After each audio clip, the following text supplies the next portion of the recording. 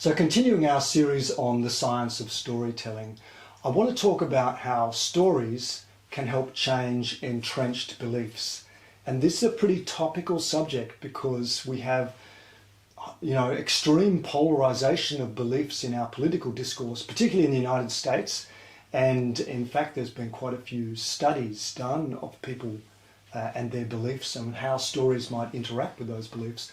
For example, Jonas Kaplan in 2017 placed in an MRI machine people from different ethnic groups who had recently immigrated to the United States and told them stories whilst in the MRI machine.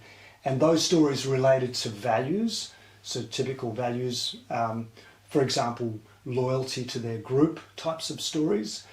And then they monitored what happened in the neocortex, which is the outer part of our brain, particularly the right frontal part of the neocortex, which is where we process emotions.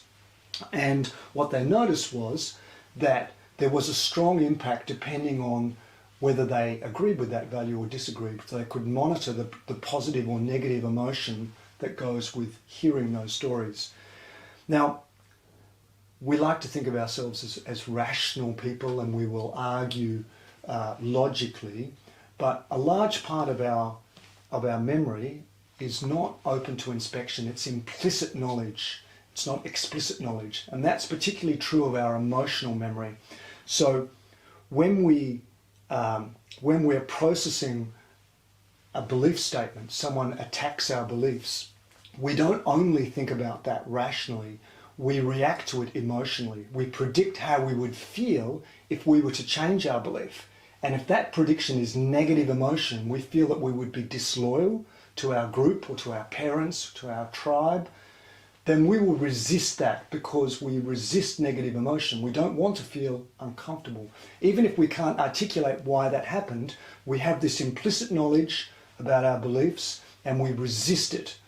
Now, the beautiful thing about stories is that if we tell stories, we can pass emotional content. We can build the emotional memory of the listener because characters in stories that make important decisions pass emotional content in the story. If I get to hear about someone making an important decision, I can infer how they felt, and I will feel that. So we can build the emotional memory of the listener through stories, and we just cannot do that with facts and assertions and logical argument. It just doesn't work.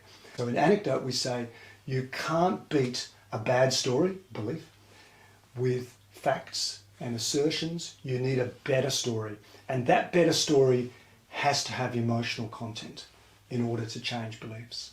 And it's not an easy thing to change beliefs anyway, but story by story, it can be done.